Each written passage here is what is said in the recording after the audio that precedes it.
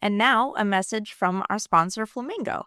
Every multifamily marketer wants to know what the next big thing will be. At the apartment department, we think that resident retention is the next big thing, which is why we're excited to have Flamingo as our podcast sponsor. Flamingo, founded by Jude Chai, is an all-in-one resident retention platform used by some of the top-performing communities in the country. And here's a fun little secret.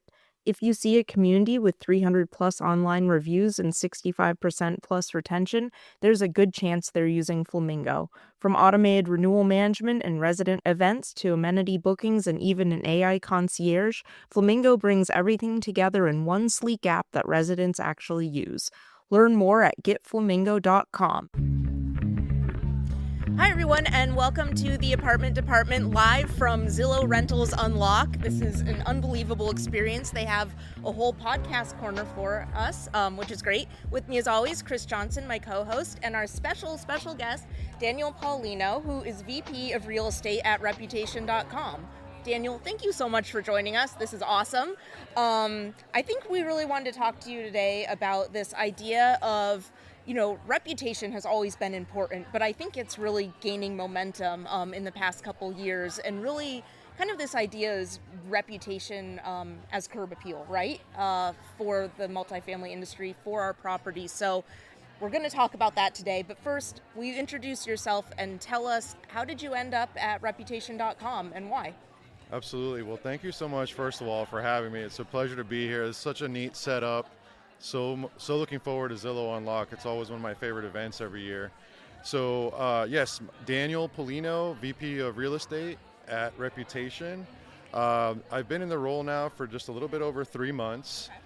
Previous to that, I led digital strategy at Bozzuto for the last 5 years. So really got my start in multifamily in 2020, right around the pandemic. So it was a really interesting time to start in the industry, but obviously just had such a great opportunity to learn from one of the best in the industry. And that was a huge privilege that I will always look back fondly on.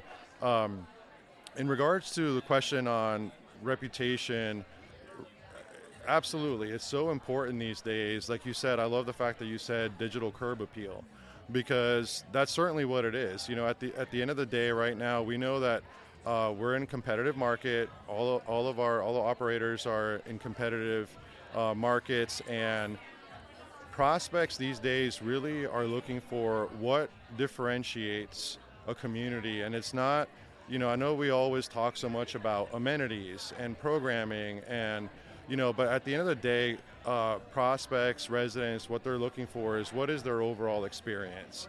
And that's something that the age of the building or the location isn't going to tell you, right? And so that's really what differentiates one community from the other.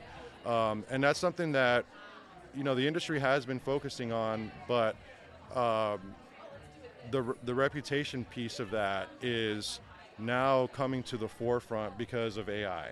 And that's one of the things that I think is so fascinating about AI and the chatbots and how it surfaces recommendations on any kind of business, but obviously we're talking about multifamily, because in the past, you, as a marketer in this industry, you could rely on SEO tactics, right? So all kind of content and obviously technical SEO and on-site SEO, and that's really how you could become one of the top recommended on any search.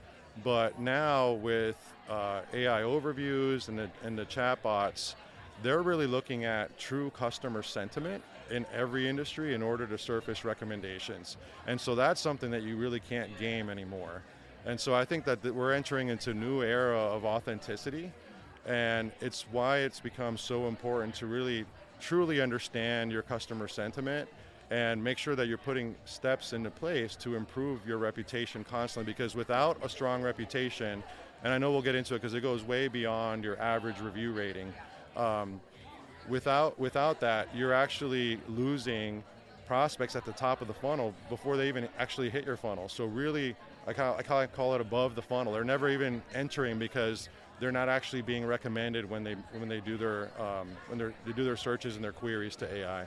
That's interesting. It's like the idea of filters on an ILS, right? Like, you know that about 30% of people are using filters on an ILS, so like your property is not even being recommended. So AI is basically like the new filter that we have to worry about, that we might not even be showing up at all.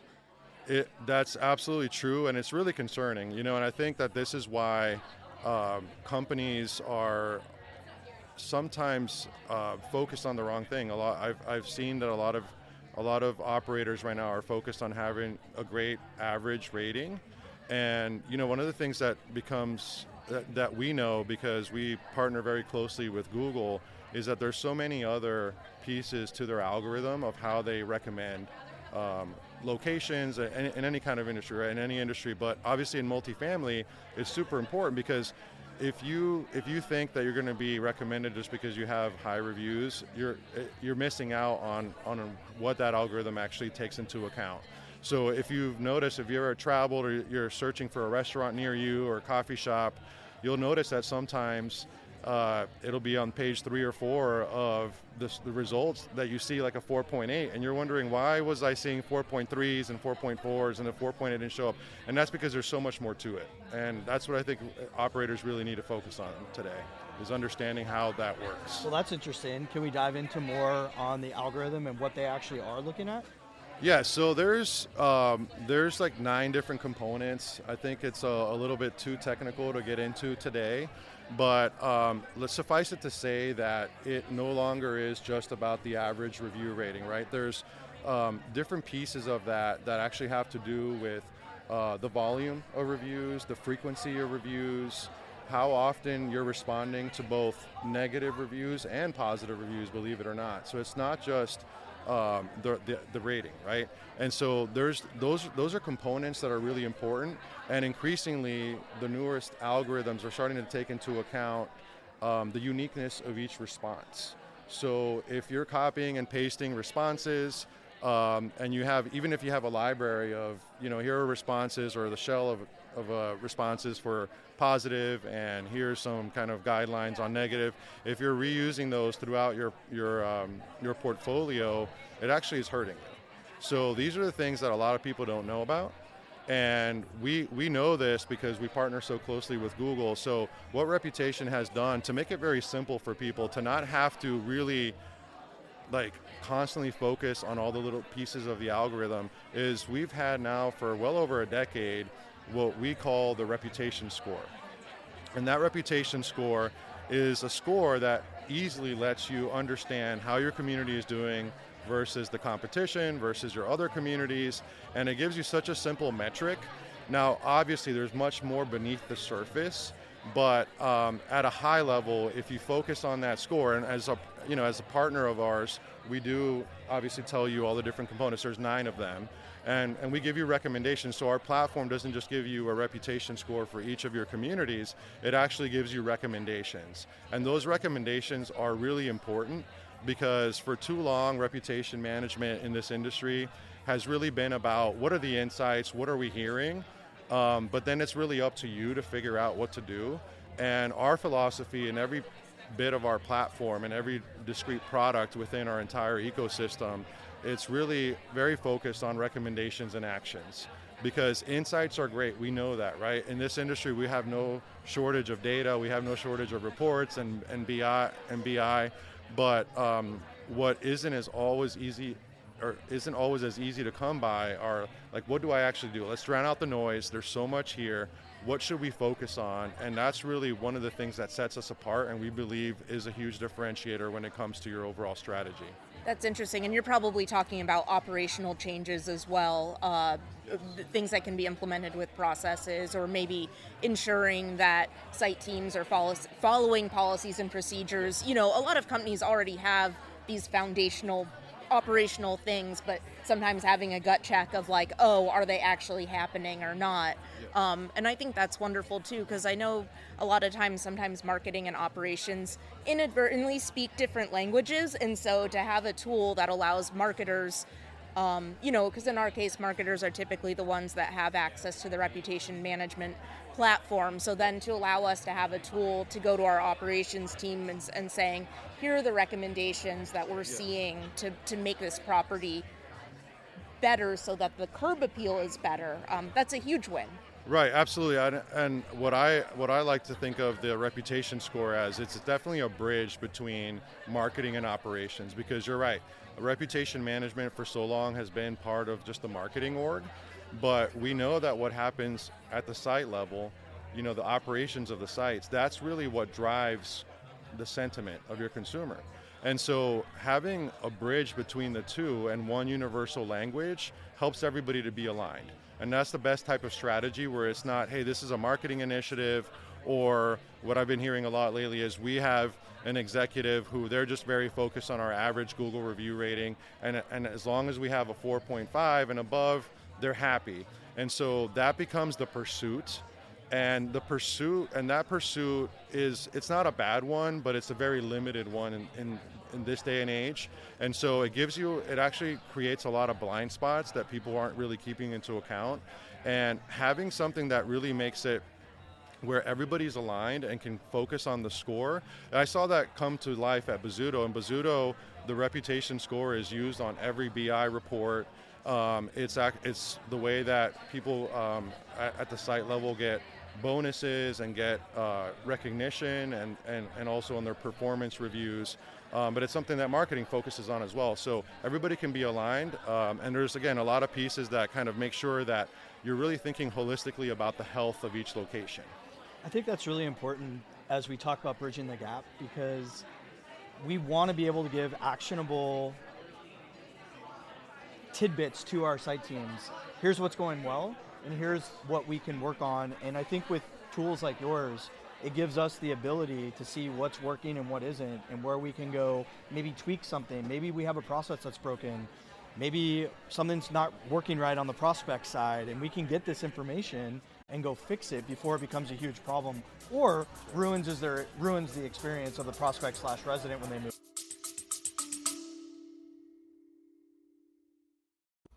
Want more from the apartment department? Find us on Substack for episodes and articles delivered straight to your inbox.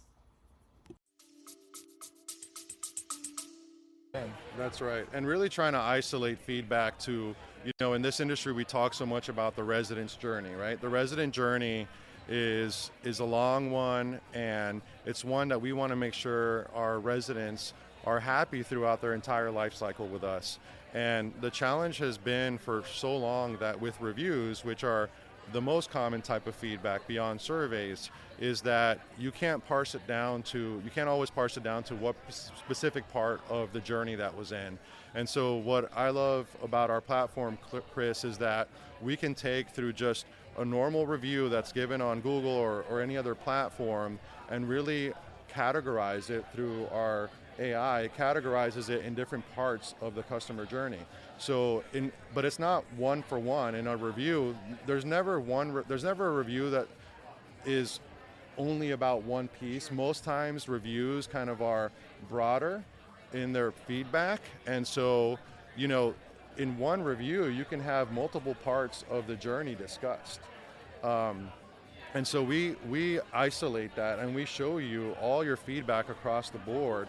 What specific parts of the journey are you doing well, and where are you lagging behind your competitors? So that's extremely important. Another thing that's, to your point about a platform like this, is that sometimes you get reviews that are a 5-star, right? So it's like, if you're only focused on that, you're like, great, we got an amazing review that's helping our average score. But what people often miss, it's a blind spot, is that a lot of times you do get a 5-star review, but there is actually also some negative sentiment in there about one particular thing, right? And so, but you have, in this case, whether it's a prospect or a resident that was kind enough to still give a 5-star review, but there's some negative sentiment in there. And conversely, on negative reviews, maybe a 3-star, there's some things that they'll mention that like, this was great, but the reason I'm giving a 3-star is because of this, right? And so without having a platform that can really dissect that for you at scale, you're missing a lot of feedback, again, if you're just focused on the average rating.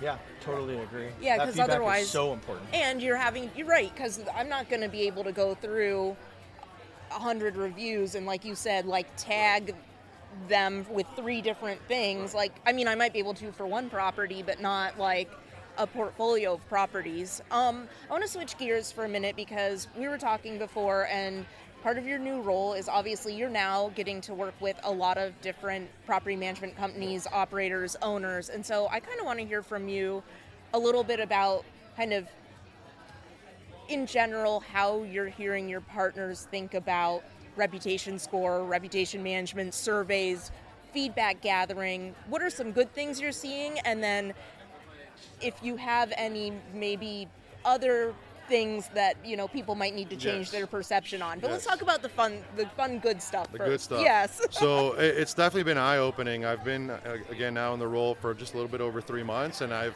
had the opportunity to speak to dozens of our clients, but also dozens of prospective clients that are really kind of rethinking their strategy.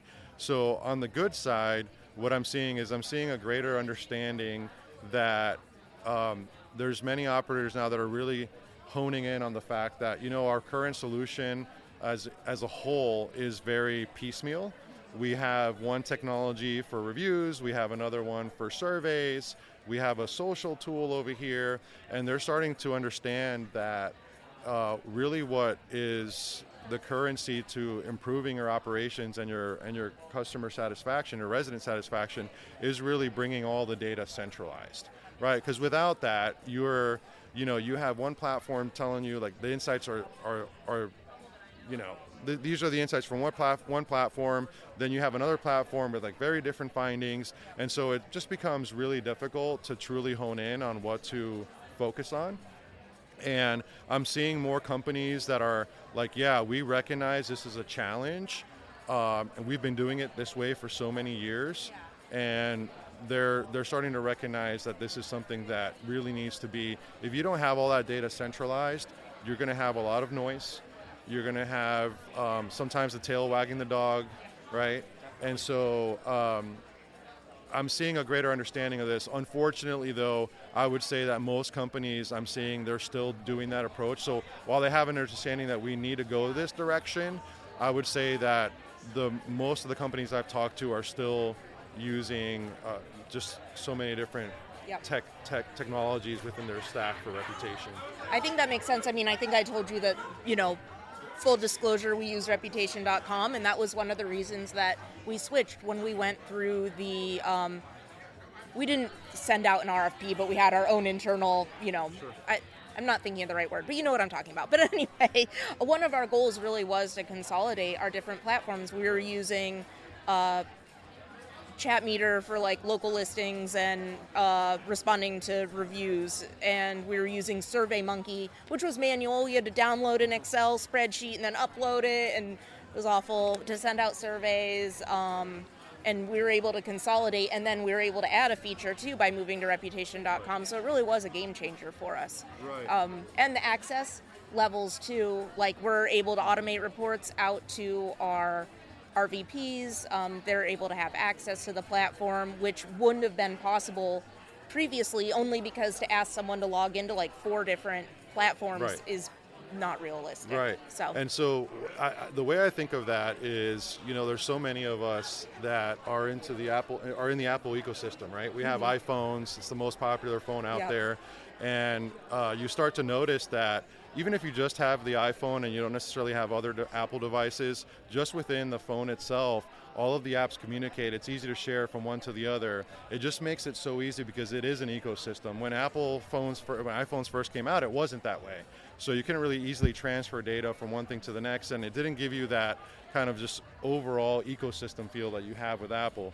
So I would say it's the same thing. If you have just different piecemeal approaches, you're not really getting streamlined insights, right? And actions that you should focus on. So I'm a big proponent of it. You know, obviously, I'm a big fan of Reputation's ecosystem because it was something that we used at Bozzuto, and I saw the power of it there. But if you're, what I would say is at a base level, you really should consider, all operators should consider going into an ecosystem that can have everything, because that's really where you're going to be able to take your business to the next level. I mean, it's so important that our reputation and how we're found and your first impression that you get is just, it's so valuable. And then to be able to take that and use the insights that you're providing to actually, I'm using these insights now to create copy on my website so I can get away from the resort style and luxury that we all overuse to actually talk about what my residents say in their reviews. The platforms out there are allowing marketers to unlock something. Yes. And reputation is just, I mean, we all use it. So why wouldn't we want to spend a little bit of money to make sure that we have a tool in place that's putting our best foot forward and not using these canned responses and making it manual when AI is changing the world. That's right. In every aspect. That's right. And one of the things that you touched on that I see is, I see in this industry there is an overemphasis and such a focus on the negative reviews. What are we going to do about the negative reviews? What are they saying? How are we going to fix this? And one of the missed opportunities, to your point, is the positive reviews, right? Because those residents are happy, or those prospects are happy, and what we need to be doing as an industry is leveraging that and asking those residents that are happy to create some user-generated content to talk about us more, right? Reviews are great, but if they can start posting their sentiment on social media, that's one of the things that we know that AI right now is surfacing real consumer insights, and that definitely comes from social media, and it can come from forums as well. Okay. Reddit forums. Reddit is like the great big mystery that all marketers are trying to solve. That's right. It is a challenge because of their very high costs for their API to be able to funnel that data internally into any platform. So while it is possible to tap into it via APIs, it is extremely costly. And most companies are not willing to pay those costs. That's so a lot of companies are just doing manual searches and kind of keeping up with it that way because, again, the cost is it's prohibitive. That's interesting. The cost to pull, so you're talking about almost monitoring it like another reputation site. Is that correct? Oh, I never even thought about it like that. That's very interesting. Mm-hmm. Oh. That's a good little tip. Light bulb, I know. Your favorite, Ann. Yeah, I know. Now you're going to make me think about Reddit for days. We are almost out of time, which I'm so sad. I wish we had 10 hours. But what else? Like, what else do you want to leave our listeners with? What I would say, and I know we touched on it earlier, is just really make sure that as an operator, whether you're on marketing or on the operations side, is that you're driving home with your executives above your level the need to go way beyond average review ratings. And I just hear so often that, hey, this C-level executive is all they care about is review ratings. They don't care about the surveys. They don't care about the sentiment or what we're actually learning from the reviews. They just want to make sure that we're at 4 or 4.5 and above. And again, I would say if you're not educating them on how that approach really creates so many blind spots, then by default, if you're going along with that requirement, then you're an order taker. And as executives, as thought leaders in our companies, though there's always going to be somebody above our level, we do need to be that consultative partner to the business to say, like, I understand and I respect that this is what you're focused on, but let me bring to light some other factors that we should be considering. And I'm not seeing enough of that because, frankly, there's been a lot of prospects that I've been speaking with that they're just, and the whole conversation is just, what can you do to help us get better average ratings? And when I probe a little bit deeper, it's, well, this is what these executives are focused on. And again, you can do that, and it's a great thing to focus on, but if that's all you're focusing on, you're actually hurting your business, and you're not going to be recommended as much as as much as your competitors who are focusing on a broader range of metrics. And you're not ultimately going to fix your rating because you're not focused on the deeper issues that are impacting your rating. Like you might temporarily fix it That's with right. a contest or something like that, but ultimately the same problems are going to exist. If someone isn't lucky enough to have Reputation.com and a reputation score to add as a KPI, what other KPIs could they look at to kind of, if they have to look at rating, is there anything Sure. else they could kind of pair to say like, rating's good, but we're performing poorly here because there's a deeper problem? So what I would say is, and this level of insight is available publicly on our website. Even if you don't become a customer of ours, if you look up what the reputation score, all the different components to what makes up the score, there's 9 different components. And if you really just take a look at those, and you can focus on that, what we see that the top 20% of communities on our platform do is they're asking for reviews more frequently than anybody else. They're getting more frequent reviews, and they're focusing on responding to every review, whether it's negative or positive, and they're doing unique responses. Those 2 things are extremely important. But again, I'd recommend to look at what makes up the reputation score, and you can easily track those metrics and do those on your own and drive those behaviors to your properties. Okay. That's amazing. That's easy, foundational, easy stuff. Daniel, thank you so much. Chris, thank you so much. Thank you to Flamingo, our sponsor. Thank you to Zillow Rentals Unlock. And until next time, this has been the Apartment Department.